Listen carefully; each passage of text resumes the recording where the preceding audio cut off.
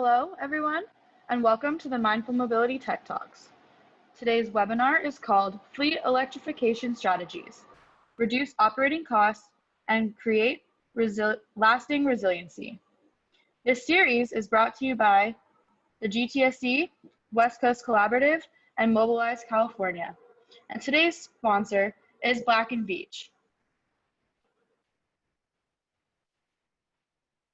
Black Veatch is an employee-owned engineering, procurement, consulting, and construction company with more than a 100-year track record of innovation in sustainable infrastructure. Be sure to register for some or all of the upcoming webinars in the Mindful Mobility Tech Talk webinar series.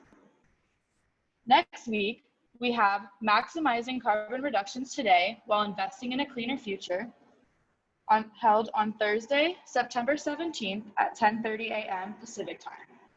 On Friday, September 18th, we will continue the Preparing for Tomorrow's Transportation Industry series with Part 3, ADAS Foundations for Technicians at 1 p.m.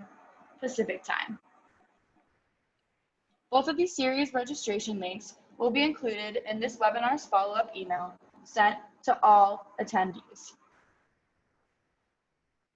Today's webinar is called Fleet Electrification Strategies, Reduce Operating Costs and Create Lasting Resiliency. We will hear from experts in complete electrification program management, from strategy and planning to design and installation. And having deployed over 1,200 high-powered vehicle charging sites, Black Veatch will share tips and strategies for sustainable, resilient, and cost-efficient fleet electrification programs. Today's featured speakers are Randall Kaufman, Sales Director, Alex Bentoncourt, Senior Managing Director, and Leslie Ponder, Technology Portfolio Director of Global Distributed Energy.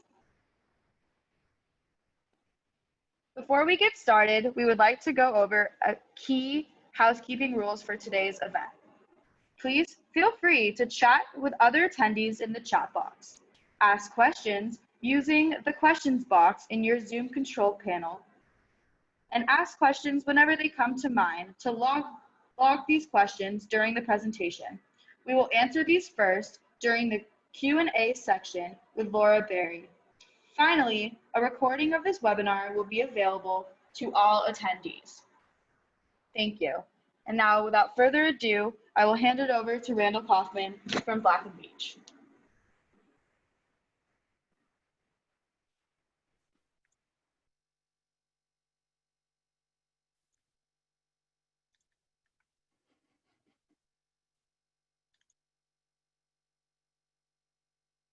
Great. Hello, good morning, good day to all of you. Thank you very much for joining today's talk about fleet electrification strategies, reducing operating costs and creating lasting resiliency. We appreciate the sponsors, Maddie and Brian and the Mindful Mobility Tech Talk for this platform, and all of you for joining us today. So today's agenda, I'll provide I'm Randall Kaufman with Black Veatch, thank you. I'll provide a brief introduction, and then Alex Bettencourt will provide strategy and total cost of ownership information, and Leslie Ponder will provide monetizing energy assets. And finally, an opportunity for discussion and questions and answers from all of you, and we're happy to help you with your planning for this transformation for zero-emission transportation. So first, a little bit about Black Veatch. We are a global engineering, procurement, construction company based out of Kansas City area. We're consistently ranked highest in the industry. We have, for safety, we have the lowest incident safety rating, the best rating with the lowest incidents. Great place to work consistently, and we're very proud of our diversity. So our company focuses on water, power, telecommunications, oil and gas. We also do work with governments, As Maddie mentioned, we've got extensive experience doing EV charging with over 1,200 high power sites deployed. But also importantly, we're also involved with hydrogen and the entire ecosystem of energy supporting zero emission transportation and facilities, which we'll get into today. And as you can see on the map, this shows our capabilities nationwide in the United States and also some international experience. So we offer, most importantly, we offer end-to-end solutions from initial strategy, consulting, planning, and then we get into the land uses, which is really important. Do you have an existing site that you need to consider, or do you look for new sites, or how can you rearrange your existing site? So we get into the land use and then engineering design, permitting, then finally we can get into construction, the safety and the operation, the commissioning, and then the operation and maintenance. So end-to-end solutions for all of your zero emission transportation and resilient facility requirements. So some examples of our experience, we have worked with Tesla, deploying their high power charging infrastructure nationwide. Currently, we're working with Electrify America doing the same. And we find that by doing this high power charging, as we'll be talking about, a lot of the challenges and considerations with connecting to the utility and supplying the amount of power needed for high power charging. And in that, while we're proceeding with this, what we're finding is that there's often not enough power at the site, or there's a need for resilience at the site. And also very importantly, the opportunity to monetize energy. So using energy storage, deploying renewable generation like solar or wind. Even we'll get into a little bit talking about how hydrogen plays a role as well. So really the bottom line is it's with all the challenges is tremendous opportunity to rethink how you operate your transportation, logistics, and monetizing energy and the resiliency to support it all. So one of the key components of all this is the availability of vehicles. And you know, in the news, Tesla is in the news, Nikola's in the news. A lot of the other major OEM suppliers, they're all coming out with vehicles. There's been a lot of pilot projects so far, but the best is yet to come. There are vehicles that are in the works that we'll be starting to see them next year and the following year especially. So one of the most important things to consider is aligning stakeholders and goals. So there's the fleet operators, the owners of the companies and the agencies. You've got the local utilities, really important to coordinate with the local electric utility, and in cases where there's natural gas or hydrogen, the gas utilities. So, and then there's a multiple different players. You know, Black & Veatch offers planning, engineering, design, but there are other vendors, other organizations involved in the planning and deployment as well. So there's and then there's timelines too, and the local jurisdictions for permitting. Sometimes things such as stormwater is an important consideration, and other sites might have other embedded infrastructures that need to be considered when you build the site. So there's many stakeholders. It's always different. Every project, every jurisdiction, every geography has its own unique challenges and opportunities. So with that, I'll turn it over to Alex Betancourt to talk about the strategy and the total cost of ownership. Thank you very much. Alex, all yours. Thanks, Randall. I am Alex Betancourt, and my role at Black & Veatch is to lead our Canadian management consulting practice, as well as our EV management consulting practice more globally. And what I wanted to talk about today was, you know, the real business case behind electrifying your fleets. You know, I think there's many people on this webinar who are thinking through how to electrify their fleets, but you know, there's some real economic, you know, math. You have to pencil it out. You know, it has to be either good for your transit fleet or your commercial fleet. And what I wanted to do is I wanted to talk about, you know, how, you know, what are the numbers that we're seeing, and how can you guys use that as a way to make, you know, your own internal business cases to make the case to, you know, your investors and your board to electrify, you know, at least some of your fleet in the short term, and probably a lot of your fleet in the medium and long term. Let's see, the next slide. So, one thing to talk about is like, well, why is this important, right? And so, one thing we did, and I'm Canadian, and so I have a lot of background in Canada, and so I know there's people on both sides of the border on this call. When you look at freight transportation, right? So this is transportation for medium duty and heavy duty trucks. They make up about 10% of the total carbon emissions of our entire economies, on both sides of that border. And so, our ability to electrify this load, especially if we're electrifying it with clean electricity, uh, you know, can make a real impact on the GHG emissions that come from this sector, right? There's a lot of people on the West Coast on this call. They're looking at orange skies. This is something that's becoming increasingly of concern right across the country. And we feel that, there's an economic opportunity here, but there's also an environmental opportunity here.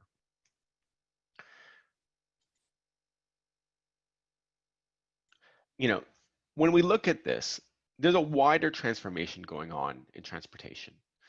Electricity is just one, right? And that's what we're going to focus on today. And we believe that electric sort of brings significant cost savings, especially once the trucks or buses get proven out.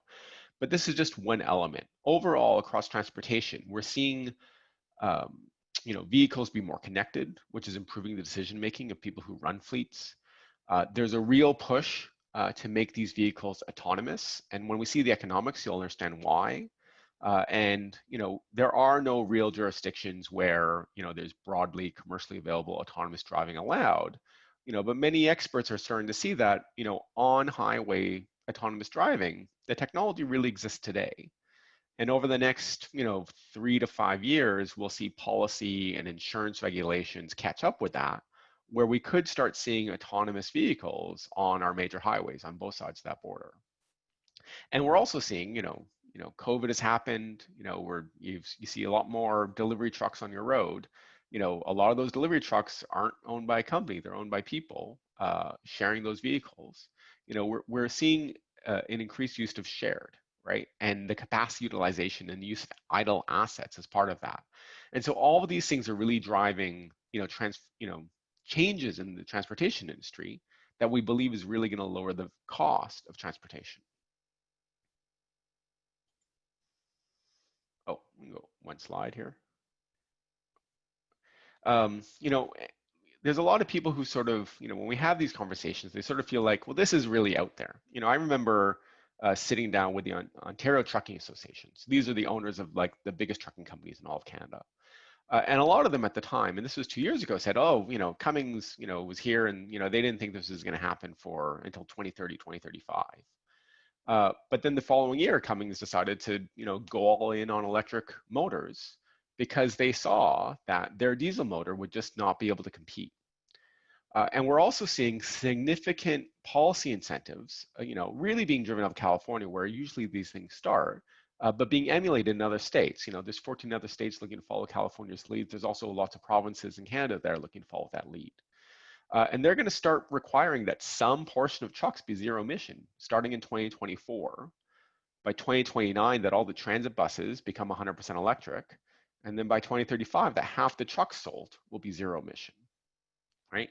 And when we think about the infrastructure and the required to make these types of changes, these are long lead infrastructures. And it requires us to start thinking through and planning out in 5-year increments and 10-year increments starting now. And the other thing is like we're starting to see the prototypes hit the road, right? A lot of people sort of felt that some of these trucks would be commercially available starting last year. I think people are now starting to see that it's taking a bit longer, but this is just a matter of, it's not a matter of if, it's a matter of when. We know that these trucks will come to market. And we're starting to see a lot of our clients sort of interested in this idea and exploring, well, what does it mean from a business case perspective? When you look at, the cost of a diesel truck compared to the cost of an electric truck. And so in general, and these are in Canadian prices, but the data point we have on electric trucks is the stated Tesla semi-truck, right? For the long haul version, their steady state price, they believe will be $180,000 US. And that comes at about a 50% premium over your regular diesel truck. But even with that 50% premium, when you look at the operating costs and the components of the operating costs, you can still pay back that capital infrastructure in about 2 to 3 years, right? The labor is the same. And you'll see that, in transportation, labor is the #1 cost. And a lot of fleet operators, especially on the commercial side, have a tough time getting enough truck drivers, right? Those of you who operate fleets, some of you experience, 30, 40, 50% turnover in your drivers in a given year. And so a lot of fleet companies are looking to move to autonomous to sort of minimize that top line item, as well as alleviate the problems associated with not having enough drivers. But when you look at the fuel item, and this is an Ontario case study, so these are in Canadian dollars and these are in kilometers. When you look at the fuel, it costs about 42 cents per kilometer to run a diesel truck, a Class 8 diesel truck. And Ontario, from a market perspective, is very similar to the other Great Lake regions, right? It's a middle-priced electricity jurisdiction. Ontario is fairly flat. It doesn't have a lot of hydroelectricity outside of Niagara Falls. Most of the power is created by nuclear energy, actually, with a little bit of gas and some wind and solar, plus Niagara Falls. And so in Ontario, demand charges, the time you use power is more important than how much power you use. And so there's a regime in Ontario that allows you to really avoid the pricey electricity if you use it off-peak, if you use it at night when no other people aren't using it. And so when you run a truck, a Class 8 heavy-duty truck, on that off-peak electricity, you can get down as low as 10 cents a kilometer running that truck. And that can go all the way up to 23 cents a kilometer if you were charging it on peak every day, the same time as everybody else. But even with that, even taking into to account the highest price electricity in this sort of middle priced regime region, you're still saving about 24 cents a kilometer. And with that, there's also incremental savings on maintenance. There's no diesel emission fluid that needs to be purchased or maintained. And so you can sort of see, how you can make the business case here associated with moving to an electric truck and paying for that increased capital cost. Many people who run, for the larger fleets that you see, a lot of trucking companies are running those vehicles about 1 million miles before they sell them on the secondary market. They're usually getting those 1 million miles out of those vehicles anywhere between 4, 5, 6 years. And so there's more than enough time to pay back the incremental investment for the more expensive electric truck with the reduced operating cost. And the other thing is, so that's on the fleet side. For the utilities in the room, we believe that electric trucking represents the biggest single opportunity for the power utilities. In general, the demand for electricity went up at the same rate as GDP. If GDP grew up by 2%, then electricity demand grew by 2%. But over the last 10 years, after the financial crisis, that's decoupled. And most utilities who used to, they'd make investments. And if it was a little early, well, maybe it'd be 1 year too early or 2 years too early, somebody would eventually use that electricity. And that's changed over the last 10 years. And so you see a lot of utilities being afraid to make investments because they don't know if people in the future are going to be using more power. But when we look at it, we sort of see this as sort of a temporary, it was a temporary situation over the 2010s. Two things happen on both sides of the border. Things deindustrialized, there's less steel mills, there's less pulp and paper mills. And the other thing is everything got more efficient, right? You and I put LED light bulbs in our houses, but other people put far more efficient motors, far more efficient processes, and have reduced our dependence on growing electricity demand. However, when we look at the amount of power that will be needed from the power grid, from electricity to power transportation, especially in the fleets, we see this as the biggest opportunity for utilities to increase their revenues over the next 10 years.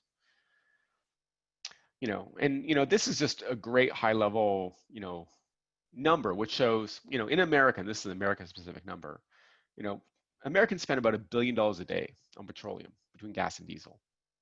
And they spend $1 billion a day on electricity. And this is an opportunity for the power companies to capture a bit of the oil and gas wallet share by ensuring that they have programs in place, the infrastructure in place to electrify, both your and I's passenger vehicles. But the real economics and the real opportunity probably comes in electrifying, the fleets, the transportation fleets and the transit fleets.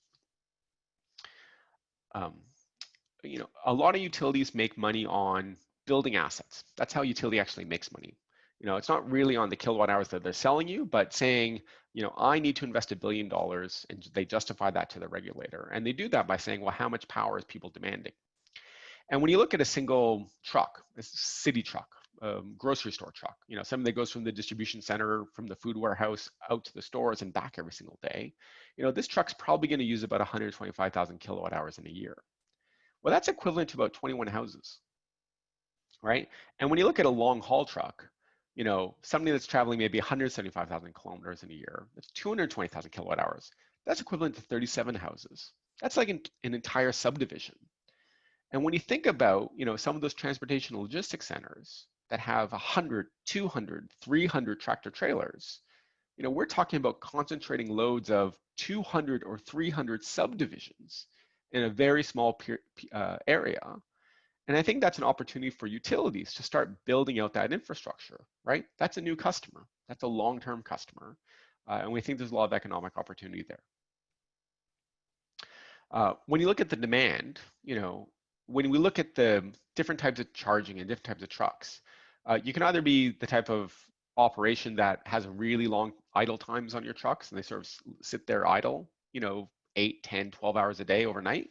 And for those, you can probably charge those trucks using readily available 50 kilowatt chargers, like the ones you see at the DC fast chargers that you and I charge our passenger vehicles at. But if a lot of companies, if they are going to invest in a more expensive electric truck, they see that as an asset that needs to be utilized as much as possible. They're going to slip seat that truck, meaning, one driver is going to come out of the truck and another driver is going to go into that truck, and they're going to run that truck for 22 hours a day to get the most bang out of their investment. And with those type of trucks, well, then you're going to need to be able to charge them quickly in about an hour or less.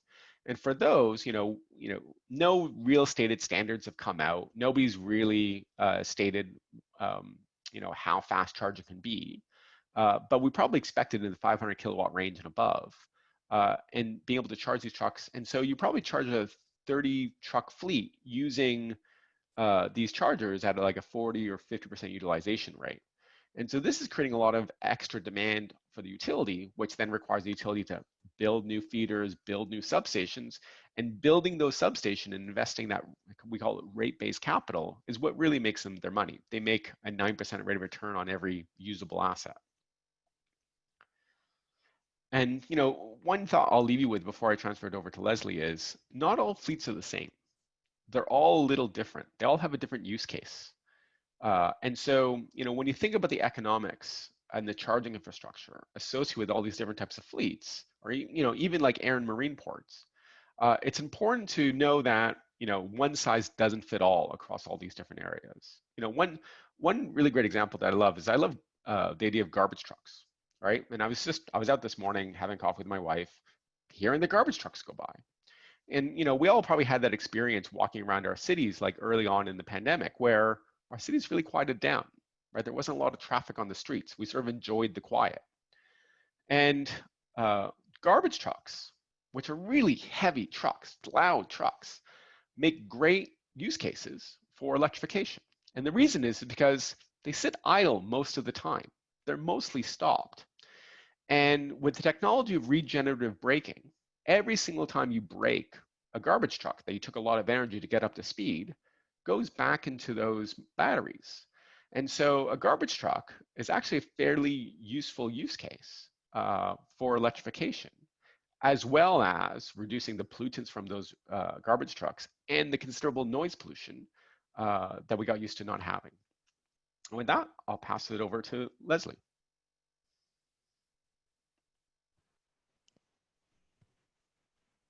Thank you, Alex.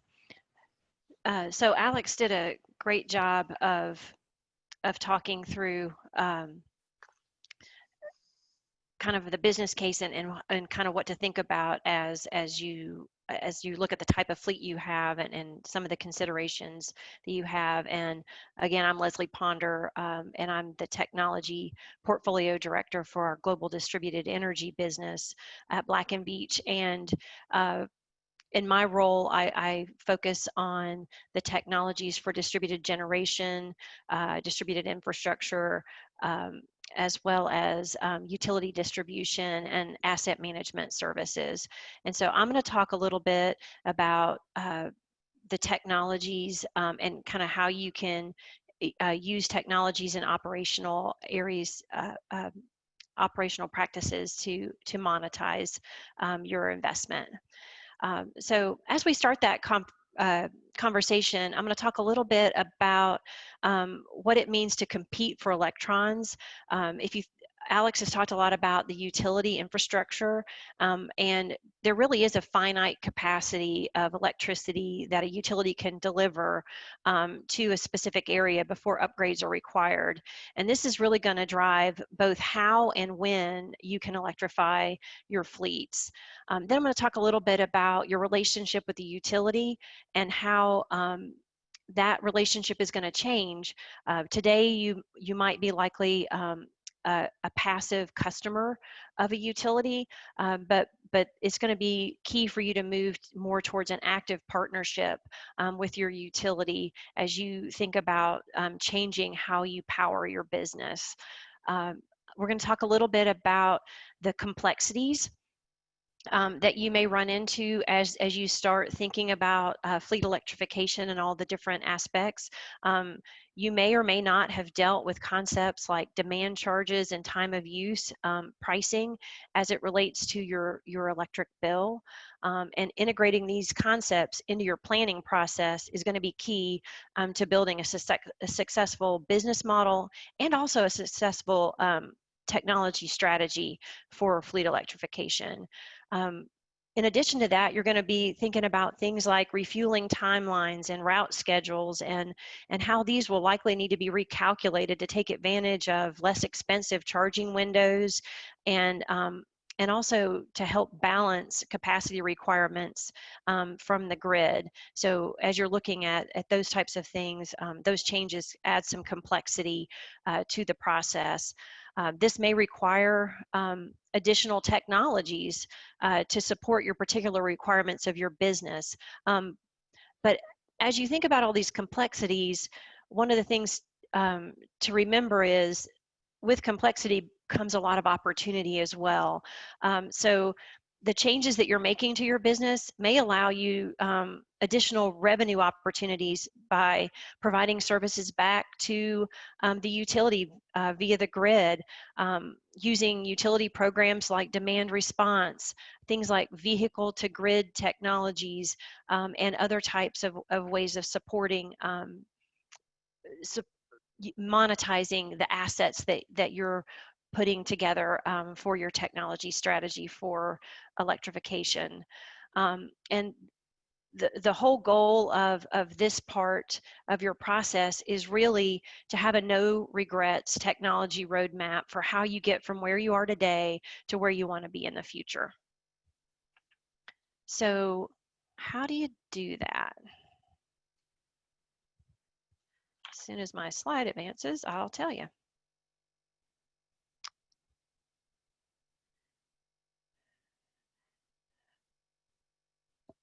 Thank you. So competition for electrons. Alex talked a little bit about different areas and the need to acquire capacity of electricity as you move towards fleet electrification. But getting access to those electrons is really key to the success of electrification of your fleet. And if your business is a business that has fuel price as a part of your competitive advantage, getting access to those electrons cheaper than your competitors is a really critical part of that equation. And one of the main things to think about when you talk about competition for electrons is that capacity from a utility is a very localized solution. So if your business was across town or even potentially across the street from where it is today, that can make a difference in the capacity that the utility currently has available, what they're able to build quickly, and really those lead times for construction to get the capacity to you that you need for your projects. And so another reality of the situation for fleet of electrification is if you look at where you're located, you're likely not the only business in your area that's evaluating this same types of projects. And so if you take a look at the slide, Loblaws is a grocery store chain, and they have a large warehouse facility that currently has 15 megawatts of load. Challenger is a trucking company, and they currently have 25 megawatts of load. Toyota has a manufacturing facility in this same area served by the same utility and in the same part of its network that has 20 megawatts of load. And then there's this area over here that's basically just a big pile of dirt. And so how utilities have planned in the past is they try to estimate how much new load is going to go into that spot. So it's a huge difference if that utility is planning for a load of 5 megawatts or a load of 100 megawatts. The same is true when you start talking about these types of companies in a specific location that is adding that are adding fleet electrifications. And if you remember the numbers that Alex threw out, if these types of companies electrify their fleets, they're likely going to double, triple, or even have greater growth in their capacity. So from a utility perspective, that's a really difficult challenge. So a lot of you are probably sitting out there, and in your leadership is looking at the truck technology and when will trucks be available for starting this fleet electrification process. And really, that's not your problem. The problem is how are you going to get in line to secure the electrons you need to power your fleet charging infrastructure. And so if you start to shift your mindset to starting that planning process early and starting discussions with your utility now, that starts moving you towards that partnership that we talked about.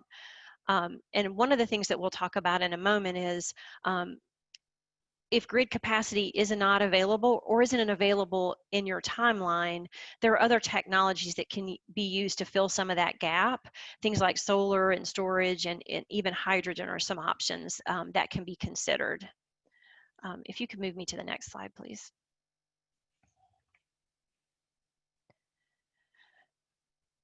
So if you think about what we talked about and the capacity needs that you have and really working as a partnership with your utility, these are just some of the reasons that it's really important to start these conversations early. I know Randall and Alex gave you some information about the types of fleets and the vehicles that are coming, but if you just look at this example from a utility perspective, adding 20 overnight charging medium duty trucks is adding a small load to the utility, and so they may just need to do some minor upgrades like upgrading a service transformer, and that'll likely take around 3 months. So that's not too bad. But if you start adding 200 light duty delivery vans and that change goes up to 5 megawatts, now your timeline to do a feeder upgrade, which is really upgrading that service that goes from a substation to your location, that could take up to a year. And if you start getting into heavy duty trucks and large scale operations where you're adding 20 megawatts, that could be adding a whole new substation or upgrading significantly a substation that a utility has, and that could take 2 or more years.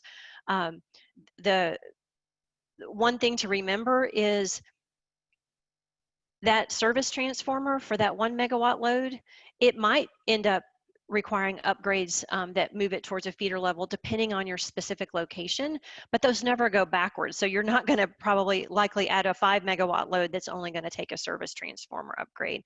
So really understanding your location and and developing that relationship with your utility and for your sites is really important.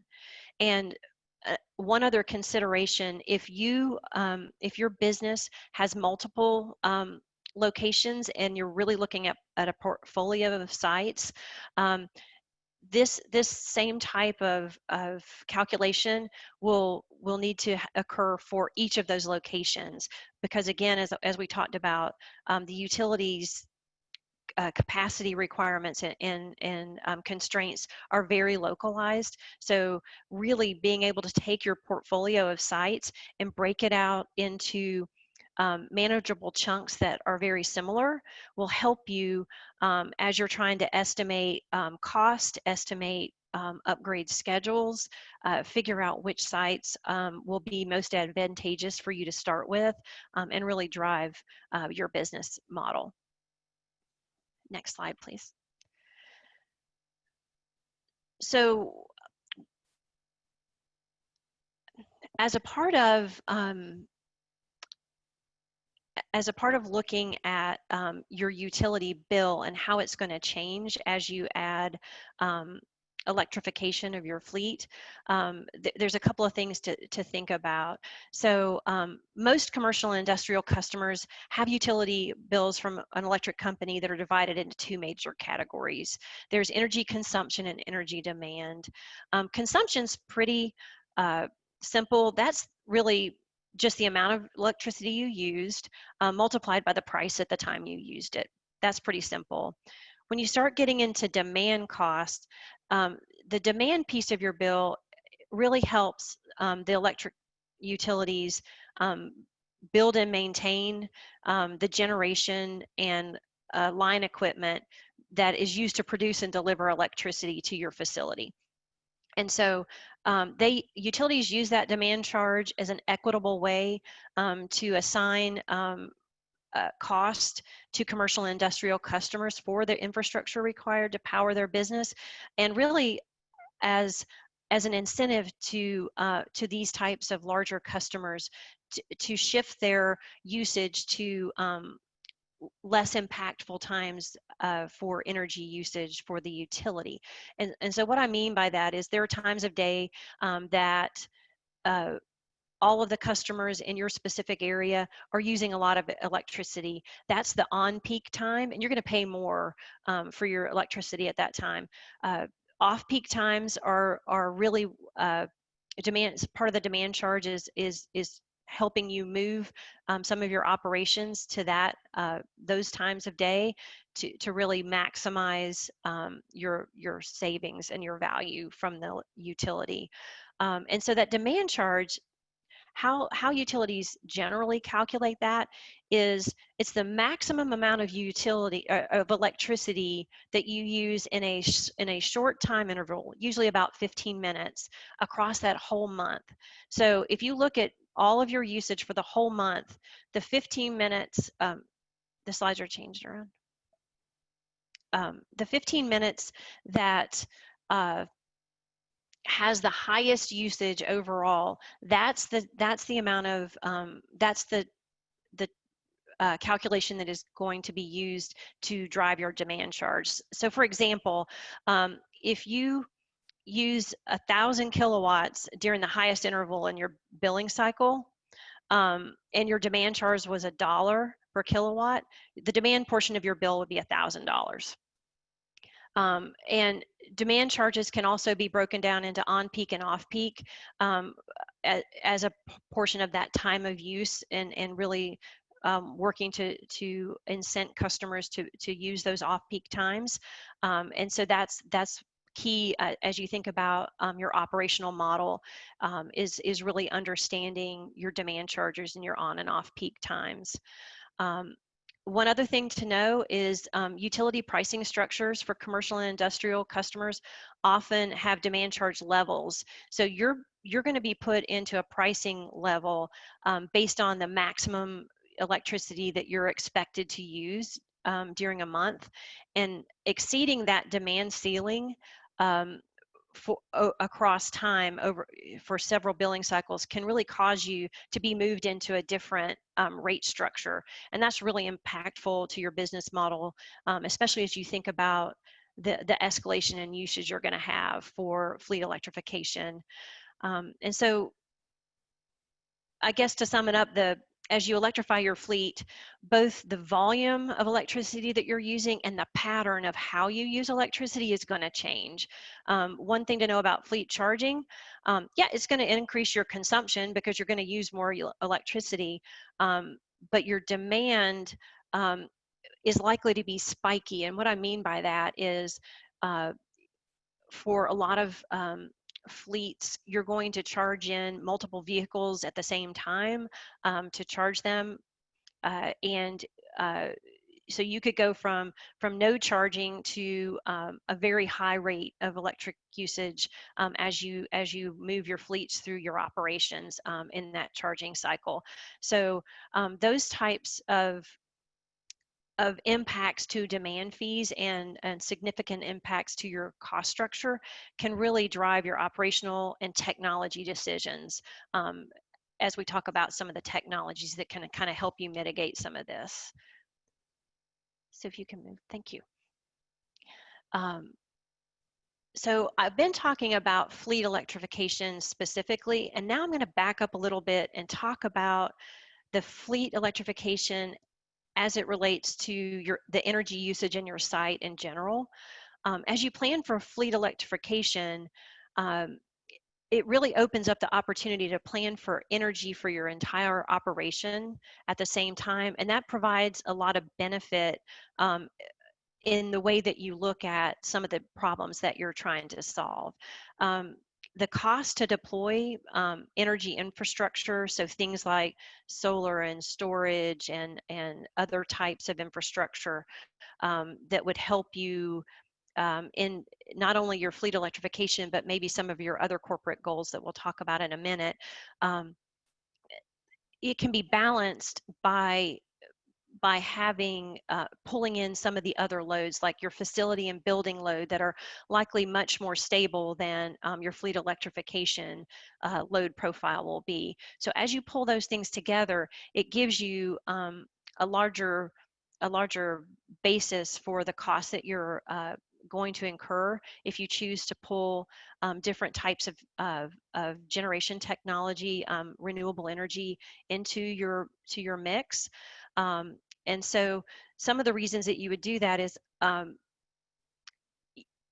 this looking at your energy ecosystem as a whole gives you the ability to build in a way that's resilient. So having more than one path to charge your vehicles, sustainable. So introducing some greener, more renewable energy into your ecosystem, and flexible. And so giving you the power to both utilize and monetize the assets that you're investing in multiple ways. So a piece of that is if you're adding behind the meter generation. So if you're whether you're able to electrify your fleet from the grid exclusively, or whether you need to fill some gaps in capacity, adding renewable energy gives you some additional benefit that you can put into your business case analysis to see if it really makes sense for your operation. But adding that behind the meter generation will help you offset demand charges, increase the capacity of electricity that might be available for your site, and really add to that sustainability goal that your company may have. It also can help with getting access to power quickly. So instead of waiting for utility upgrades, you may be able to bridge some or all of that gap by creating your own electrons, and then the other side of that equation is storing it. So battery storage comes next to really help in a couple of different ways. Number one, you could store, if you're creating energy on site with renewables, you could store that energy. Or if you are not, you could take your grid power that's being generated off peak in those cheaper time slots, store it in your battery, and then use that electricity when you need it without having as large of an impact to your operational model. So batteries really give you the ability to to move around when an electron is created and when you need to use it. And it also gives you the ability to kind of smooth out some of that spikiness to reduce your demand charges. Some of the other types of technologies that are listed on here, one that is really interesting for a couple of different reasons is really utilizing hydrogen. Hydrogen, I know, is being looked at by some fleet operators as a fuel for the vehicles themselves. So whether you have electric or hydrogen is a decision point. But outside of that, if hydrogen can also be used not only to power the vehicles themselves, but to store renewable energy to be used at a later time to electrify a fleet. So let's say you are a company that will be electrifying a portion of your fleet and are looking at hydrogen vehicles for a portion of your fleet as well. As you're building your technology ecosystem, looking at hydrogen as a dual source for both fueling vehicles that are hydrogen based and as a storage mechanism for electrification is one of the options that you might want to look at. And so part of the benefit of adding these different types of technologies is the ability to monetize them in different ways. So not only can you look at electrifying your fleet, but if you're generating electricity on site and you're managing that electricity ecosystem or that energy ecosystem, if you're pulling hydrogen into the mix, for your facility as a whole, you could choose to participate in ancillary grid services by selling electricity back to the utility that you have that you're either generating or have stored as a service back to the utility. You can, of course, reduce your total cost of energy by creating some of the power yourself with that those technologies that you're deploying, and then really kind of just time shifting by storage, whether that's battery or hydrogen, and lowering your costs by utilizing grid electricity that is created in that off-peak time are some of the ways that you can help your business case and really monetize these types of assets. I know we've been talking for a while. I'm going to turn it back over to Randall to kind of complete our presentation, and then we'll get started with questions. Thank you.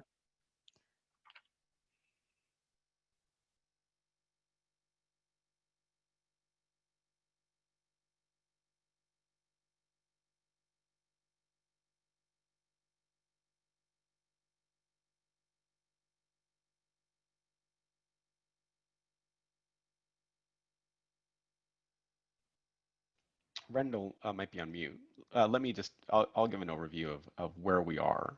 So when you're looking at starting your fleet electrification journey, there's a few steps. And a lot of you probably on this call are sort of in these first steps, these strategies and what your go-to-market is.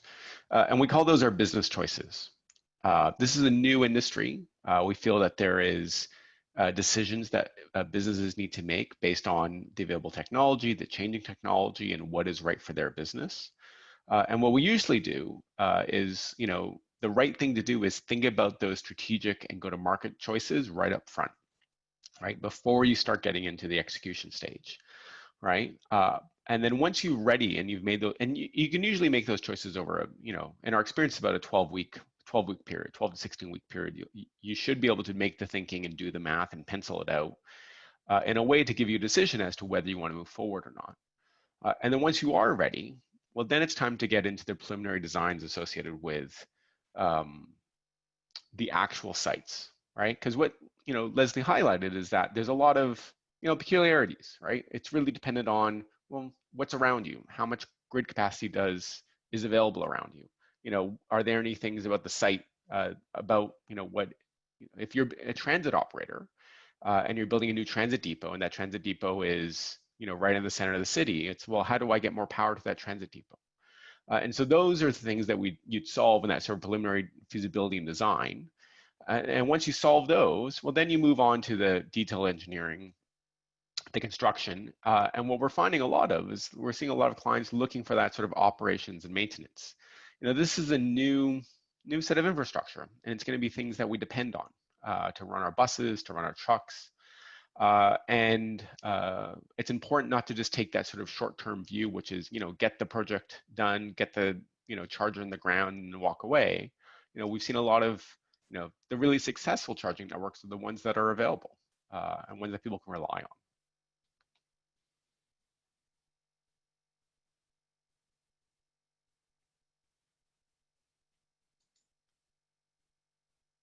Okay. Randall, are you online now? Yeah. So I'll just sort of go through some of the, we've been thinking about this for a while. One of the books, and this is actually available to everyone if you come to the Black & Veatch website, it sort of highlights, what are the real 8 steps to fleet electrification? Because of our early experience building out Tesla's supercharging network and building out Electrify America, I think we can confidently say that we've built out more high-power charging infrastructure than anybody else. And with that knowledge and the knowledge that we've built, building power plants and building telecom networks, we sat down to think about, what's the right process by which, companies can really electrify. And so this piece of, this white paper, this piece of knowledge capital is available, if you'd like, on the Black & Veatch website. If you go to the transportation service offering, you'll be able to find that there.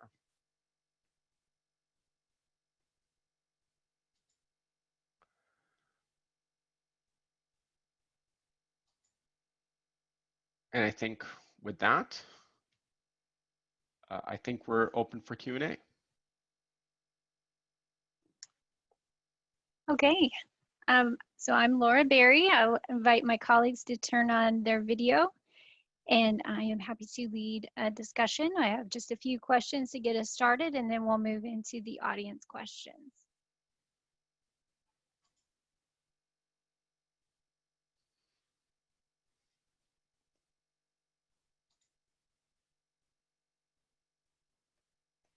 Okay, as we come online here and get to see all these wonderful faces, I'll open us up. For those who are just getting started, I know you talked about this a little bit, but how can they go about creating their personal business case or unique company or organization business case for electrification?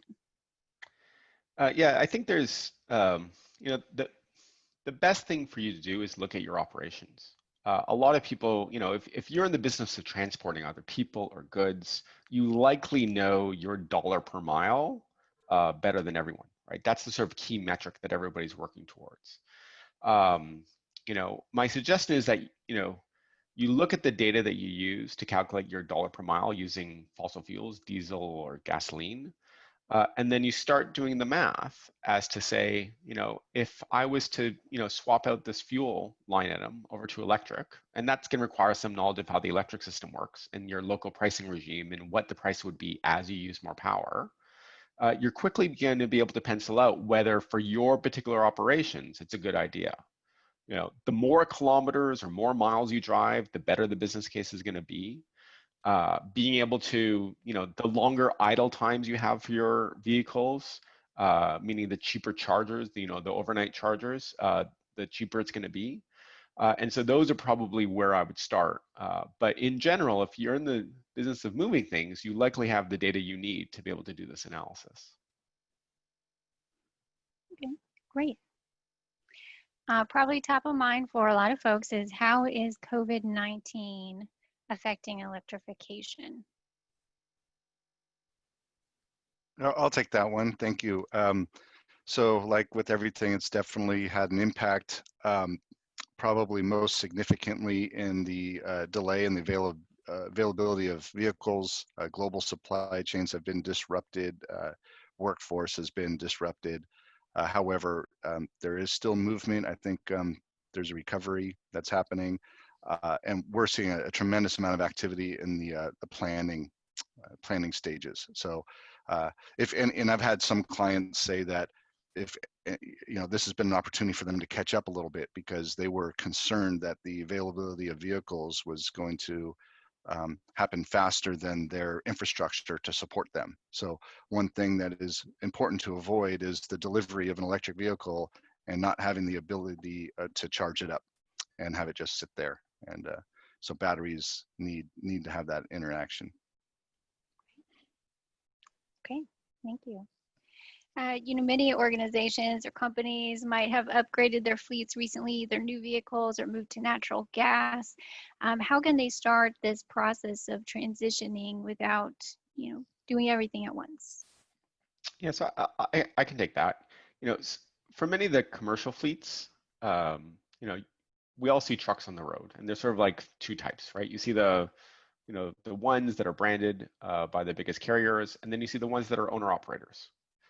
And typically the model is that the big carriers buy the trucks new, they run them for about 1 million miles, and then they sell them on the secondary market and buy a new set of trucks. And that can take anywhere between 4, 5, or 6 years. And so even if you have a fleet that's sort of recently upgraded part of their fleet to natural gas or some other technology, is that the timelines that we're looking at, these fleets do change over. They change over quicker than passenger vehicles. And so, yeah, that diesel truck that got bought this year is going to be on the road probably for the next 10 years. But the larger companies who turn their fleets over every 4 or 5 or 6 years, if the business case pencils out and the trucks become available, and you can see the math, right? It's significant cost savings. And the one thing is that transportation's so if you're in the commercial transportation business, it's a tight margin business, right? This isn't like, you're not making 15, 20% margin. You're making 5. So you're making 5 cents a mile, 10 cents a mile profit. And so being able to cut your costs by 20 cents, sure, it drops your operating cost by 15%, but it takes your profit and 2x's it or 3x's it. And so we see that, once the trucks are available, and if there's available grid infrastructure, I think the transition is going to happen quickly. It's not going to be a matter of there not being enough demand. It's going to be a function of there not being enough supply. Thank you. That's great to get us started. And now we'll move to some audience questions. There's a question for Leslie. Leslie, are there not software-related solutions that fleets can use to perform electric demand and load management for them and allow them to charge effectively at the lowest price cost? Absolutely. There are those types of software programs for fleet managers and as a part of the operations portion, but it's really important to understand those concepts in the planning stage. So as you start your planning and your investment strategy on what you're going to build and how you're going to build it and how you're going to run your operations, it's really important to understand those concepts on the beginning side so that you really stay true to that no regrets investment for both technology and your time frames. But you're absolutely right. Once you get to operations, there are many great applications that will help you do that. It's just getting to that point. You want to make sure you're making the right investment decisions on the front end of the process. Great question.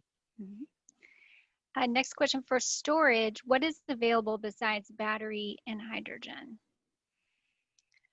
So Alex and Randall, feel free to jump in. Hydrogen and batteries right now are kind of the leading storage for this type of application.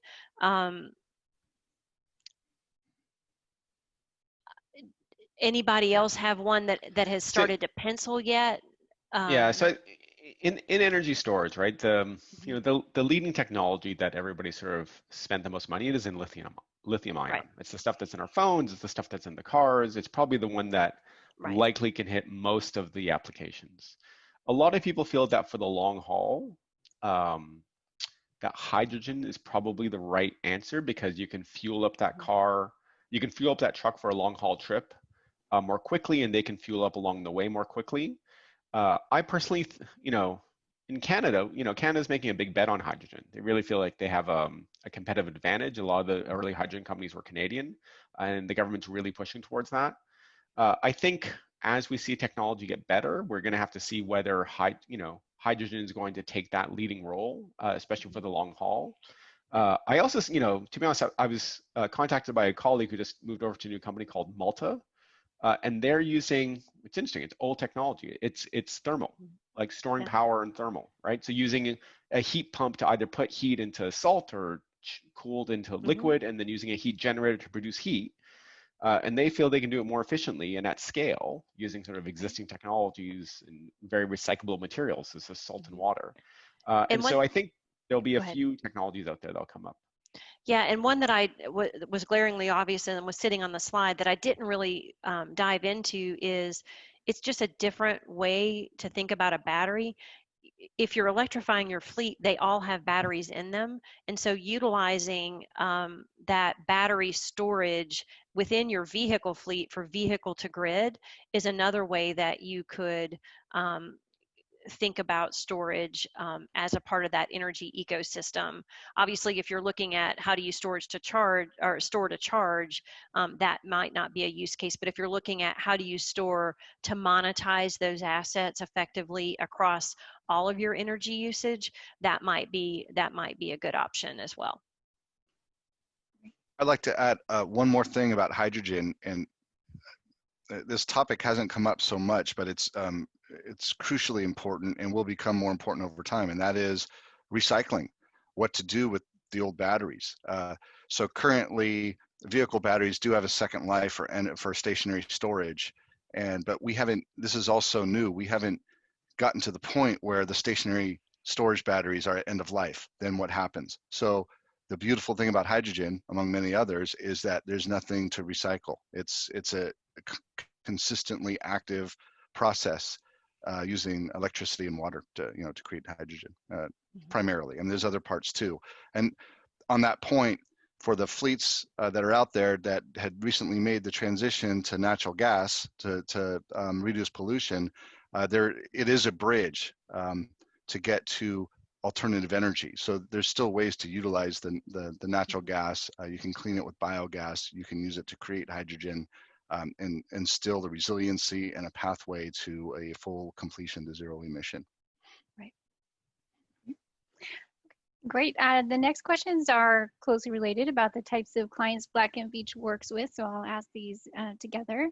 Are you currently working with any public or municipal city fleets? And are you providing contract planning, construction, or consulting services to utilities? Simple answer is yes. In fact, a municipal and transit, one of the great things about transit, the vehicles are available. There's hydrogen fuel cell buses available, there's battery electric buses available, and so there's a close correlation between public transit agencies and municipalities. And then municipal fleets with the light duty vehicles, those have been available. Many of them, they're using the Chevy Bolt, and to some extent, I've seen Nissan Leafs. So, but we're at the very beginning of the availability of vehicles. It's an exciting time coming up where like the Class 6 delivery type vehicles will start becoming available, and all sorts of different types. I mean, there's quite an industrial revolution happening with the availability of vehicles. So we're working with municipals, we're working with transits, we're working with utilities, and also the commercial industrial fleets. Yeah, and just to build on what Randall says, we've seen a real, it's been COVID, and so a lot of the business has slowed down. But actually, what we saw over the last, I'd say, 3 months, a real uptick in interest in EV, which surprised us a little, right? We sort of thought that we'd see people put off these investments, right? So people see them as these sustainable investments, but that's not what we've been seeing. We've been seeing actually probably, maybe people are sitting at home more and they're penciling this out and they're seeing the opportunity. And so they're starting to, we're seeing a lot more RFPs come out related to, and Black & Veatch is working with transit agencies on both coasts to install, fast charging for electric buses. And the one thing for utilities that we, and this is something we're trying to advocate for them is, and some utilities are forward looking and some utilities are slow moving, right?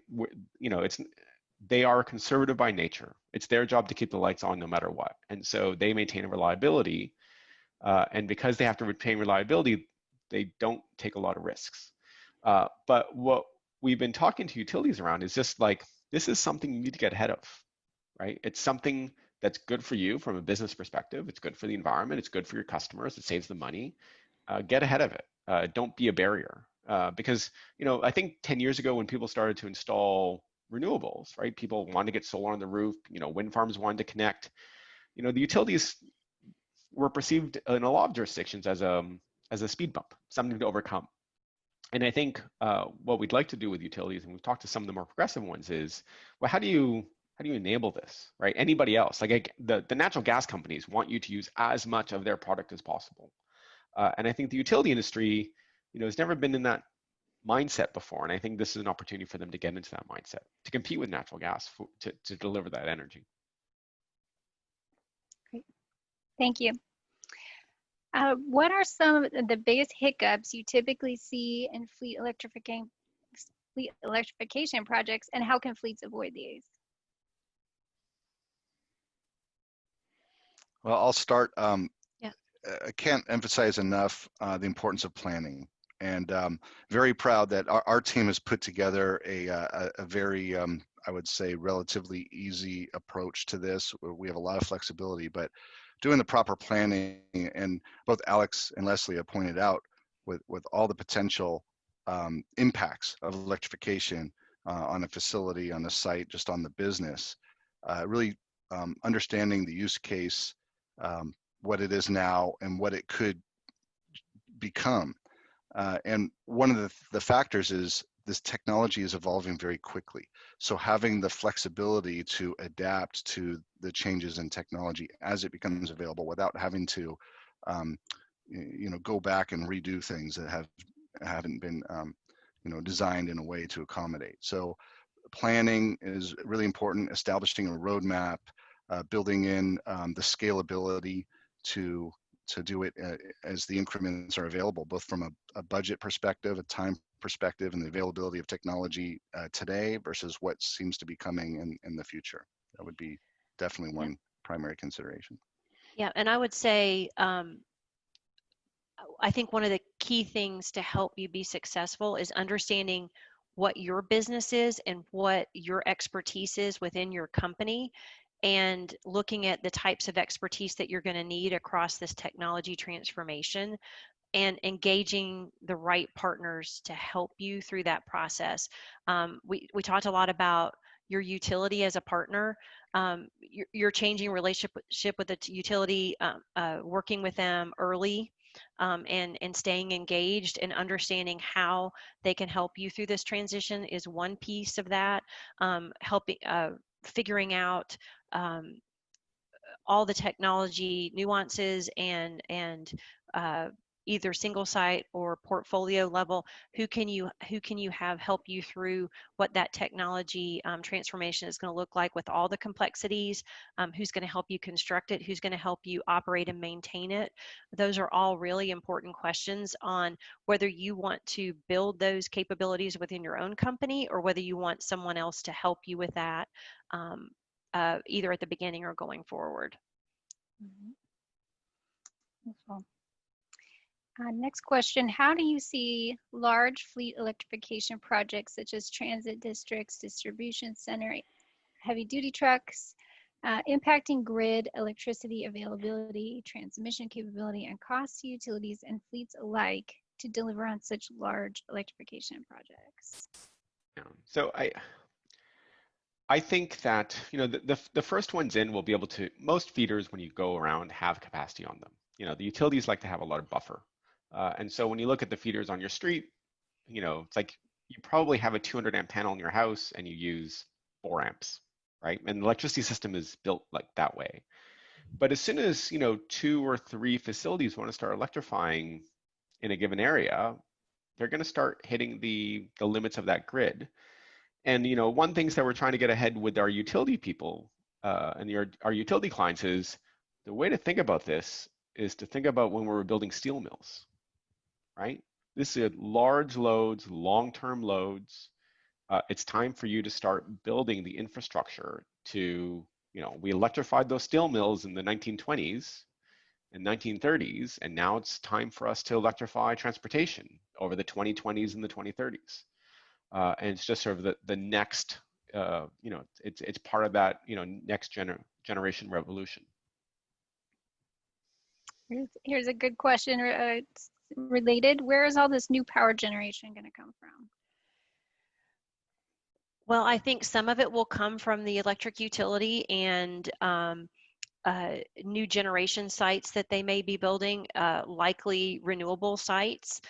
It could come from power that they're purchasing from a utility perspective from generation facilities, third-party owned solar, wind type sites.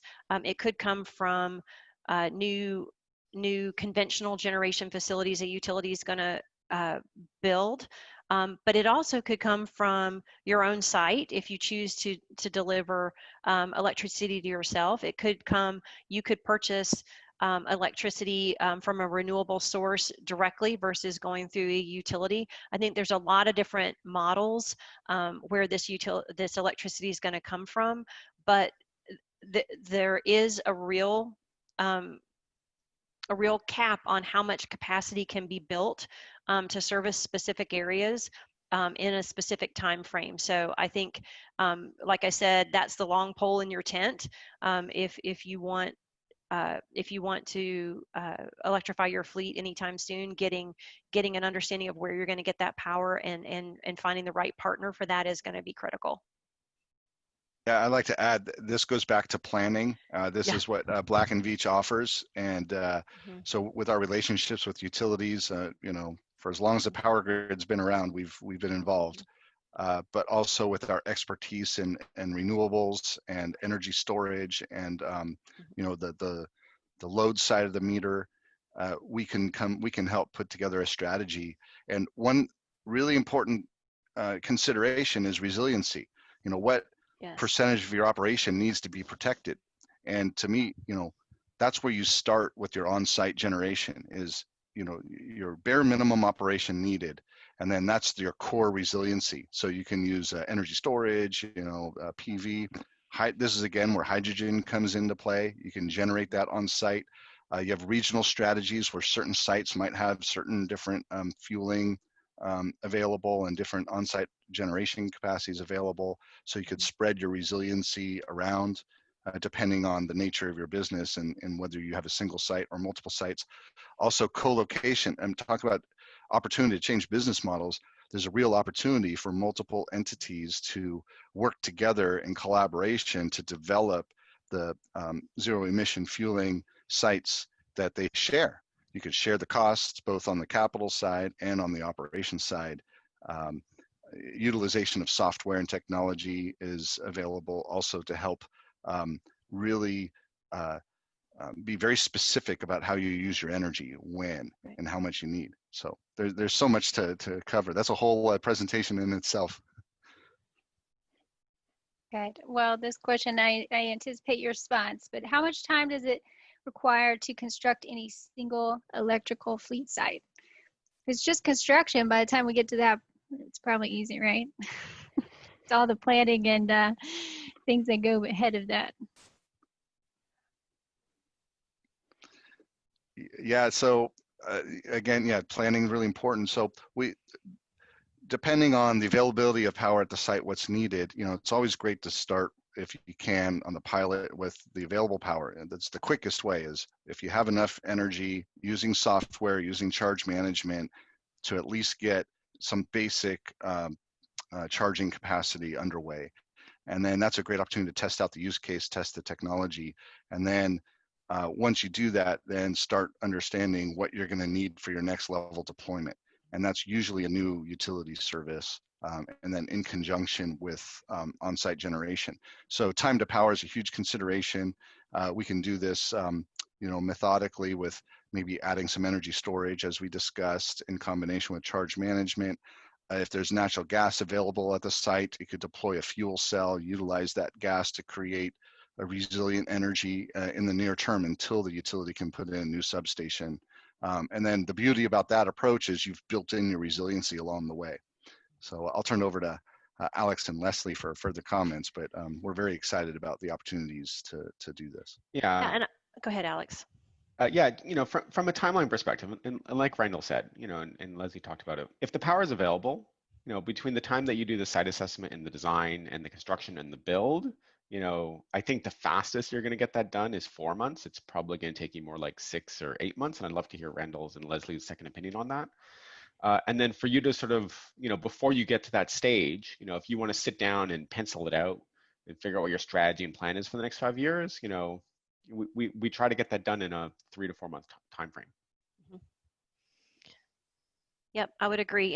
And the nice part about what Randall and Alex were talking about, starting with a small piece and then scaling your fleet electrification as you become comfortable with the technology and decide kind of on your technology or roadmap, gives you the ability to perfect your process of construction. And that's part of what Black & Veatch has done with all of the infrastructure programs that we have rolled out, is we really have kind of it down to a science of what are the pieces and all of the planning aspects and permitting and all the stuff that I'm, by the way, not the expert on. So if I give you any advice, don't listen to to Alex and Randall on those types of things.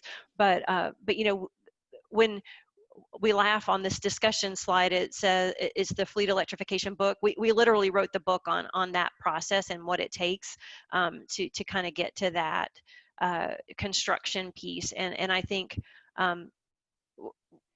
not to belabor it, but the planning piece is very, very important. So you know what you're going to do, and you're not going backwards or changing technologies and spending capital you shouldn't have needed to spend. But then once you get to the construction piece, I think it's really rinse and repeat once you get there. Yeah, and one thing, a lot of it has nothing to do with the electricity or the available. Like, construction is construction. You dig a hole, you put conduit, you pour concrete. But a lot of it's around the local permitting. Yes. I had a colleague, and he said, we installed a bus charger, like a high-powered, super fast, top, pantograph type bus charger, and he's like, building something in New York City is the hardest thing to do on the planet. There's no harder jurisdiction than to build in New York City. And so, I know, based on the people that call, I think there's a lot of people on this call who are with cities. And I think, if you're looking to shorten the timeline, it's that permitting process and getting access to open up the street, getting access to be able to dig it up, getting access to get the power in. I think those are the things that we find are the things that take the longest. Right. Well, thank you. And I think a lot of that is detailed in that electric fleet ebook. So do download that at the site there. Another question from the audience, what resources exist for analyzing fleet vehicles and determining which specific vehicles to electrify and when? Yes, thank you. Excellent question. We have an ecosystem of industry partners that together we can provide a holistic solution. So this is actually the first step in our ebook for planning, is an analysis of your fleet. What do you have now? What's available? What's the future look like? I'll give an example with transportation, with transit agencies. Some agencies are experiencing and have been even before COVID experiencing declining ridership. There's other options, private options with Uber, Lyft, and other micro transits. So it's a challenge, but it's also an opportunity to reevaluate what the transportation needs are and which vehicles are best suited. And then based upon that, determine, see what vehicles are available, which ones are coming. And there's different softwares for the mileage driven, the cost per mile, the geography, if there's a lot of hills, the braking, as Alex mentioned, these electric vehicles have regenerative braking. So all of that kind of goes into some modeling about what some of the options are. So Black & Veatch has in-house subject matter experts, but also into the fleet space, we've got some very close collaboration partners that we can bring in a whole ecosystem to provide a complete solution. Alex, do you have any other comments on this? And Leslie? No, I think that covers it. Great. Yep, I think it covers it. Well, I have one more question here, so I'll throw out a last call for questions from the audience and invite our panelists to think about a closing comment or last point you'd like to leave on. The audience question is, what resources exist? Oh, I'm sorry, I just did that one. Are you providing charging as a service, a turnkey service, including hardware, software, install, maintenance, and reporting? Yeah, the simple answer is yes, we can provide this depending on the scale. Again, we have finance programs available at a certain point, but also in collaboration with industry partners. A lot of it depends on which entity, which kind of vehicles, the scope and scale, but we can bring solutions to the table, whether they're core Black & Veatch resources or again in conjunction with our industry partners. But that is the idea, and especially on the back end with the operation and maintenance. Again, this is brand new, so but there's a lot of similar industries where the talent exists, the specialty, the expertise to support that. So we certainly have that ability to help. Right, great. And we do have operations and monitoring and maintenance as a part of our asset management offerings at Black & Veatch. So even if you didn't want full turnkey as charging as a service, there are options there as well. Great. Okay, well, thank you all so much. I know Maddie's going to close us out here in just a minute, but I'll give you opportunity to make any closing comments, parting thoughts to leave our audience with today. Well, I'll start with that. Thank you all very much. We're so grateful for you, the audience, to join us in this discussion and asking excellent questions. I'll just reiterate, we are leaders in this industry. We've got the resources and we're very eager to help in any way possible. You know, we understand that there could be, you're all at different stages of implementing or considering zero emission transportation, and so we're grateful for your consideration. I'll let my colleagues, and of course, Brian and Maddie for the platform to speak. And, you know, I think, you know, my suggestion is to pencil it out, right? Sit down, start putting a spreadsheet together, run the business case numbers. And I think you'll probably see that after you do that, you're able to, you know, it's going to point you in the direction as to whether this makes sense for you or not. And so I think that's a great starting point for you. And we definitely, you know, we have a lot of clients do that. So. Right. And I, again, just thank you for your time and attention and really the chance to have a little bit of a conversation via the Q&A period. And quite frankly, I look forward to continuing the conversation around technology in the future. So you, hoping to hear from you if you have questions beyond this that we can help answer. Wonderful. All right, Maddie, would you close us out? Well, thank you everyone for joining us. Special thanks to Randall, Alex, Leslie, and Laura for a great discussion today.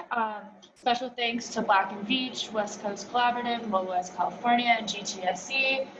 Thanks everyone for joining, and we look forward to seeing you on an upcoming Mindful Mobility Tech Talk. Thank you so much, and have a great rest of your day. Bye, thank you. Thank you. Bye, thank you.